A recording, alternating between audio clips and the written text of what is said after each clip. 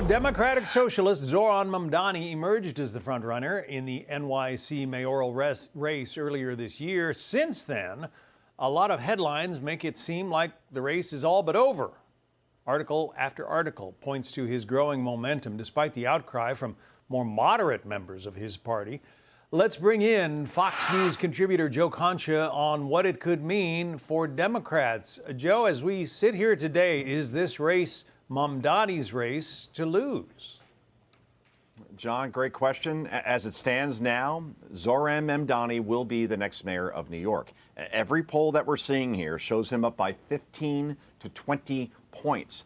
And unless somebody drops out, most notably the sitting mayor, Eric Adams, who is a distant fourth right now and has almost no support, Mamdani will win going away. Now, all that said, it's a good news, bad news situation for Democrats. The good news is that they'll have yet another Democrat governing a major American city, as they do most cities throughout the country. In this case, the largest city in the country. The bad news is that Mamdani, along with AOC, along with Bernie Sanders, Jasmine Crockett, Elizabeth Warren, they are now the faces of the Democratic Party, and that ain't good because they represent the very far left of the party. They represent socialism, and in Mamdani's case, communism and anti-Semitism. So unless Democrats move to the center and start to embrace some basic common sense positions, they're never going to win a national election, John. But to answer your question, you're looking at the next mayor of New York, unless this race comes down to a binary choice between Mamdani and, say, Curtis Sliwa, the Republican.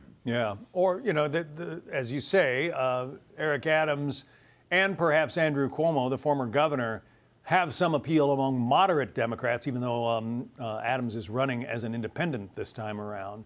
If one of them were to drop out and all of that support coalesced around the other candidate, that person might have a chance to beat Mamdani.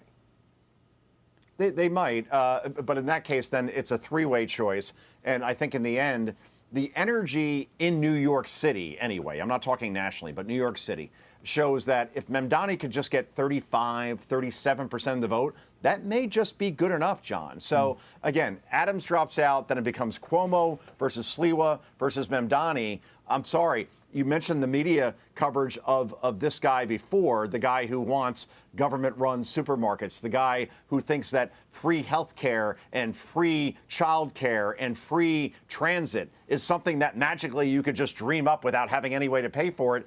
He's going to win because right now the energy and the media narrative is behind him as if he is some sort of solution to all the Democrats' problems. All I know is that Quinnipiac right now, John, shows that the Democratic Party overall, Congress people in the Democratic Party, are polling at 19% approval. That is the lowest in history. And if we think that this guy is a solution, I'm sorry. Again, this is not the way you want to go if you're a Democrat. You want to pivot to the center, not go to the far, far left. And that's exactly what Zoran Mamdani represents. Yeah, some Republicans are just hoping that he wins because they think that he will become the national face of the Democrat Party, which, as you point out, is facing a number of problems. The party has lost 2 million voters in the last 4 years. How do they fix that? Well, how do you fix that, right? I mean, when you look at it, 2.4 million voters, okay? That is the number of voters that have left the Democratic Party. Meanwhile, we have Republicans gaining more than 2 million as well. So we're talking about a $4 or $5 million difference. And when you talk about House races, for example, in 2026, well, that could make the difference between a 1-point victory and a 1-point defeat. So overall, you have this party right now, John, that they're losing the type of voters they've always had, like the Teamsters, for example. We saw it during the 2024 election where Joe Biden was leading Donald Trump as far as those voters are concerned. You insert Kamala Harris and suddenly Trump's up by 30. He also got United Auto Workers, U.S. Steel, restaurant workers, black voters, Latino voters, more and more going towards Donald Trump and the Republican Party. And you think, what's left for the Democrats at this point? So unless they have, John, a clear message in terms of what they are running on, what policies do they support that will make the country better outside of, well, we're saving democracy and Donald Trump is a threat to it, they're not going to win without a clear, optimistic message like Barack Obama had, like Bill Clinton had, like Ronald Reagan or Donald Trump had. Make America great again, shining city on a hill, morning in America again, hope and change.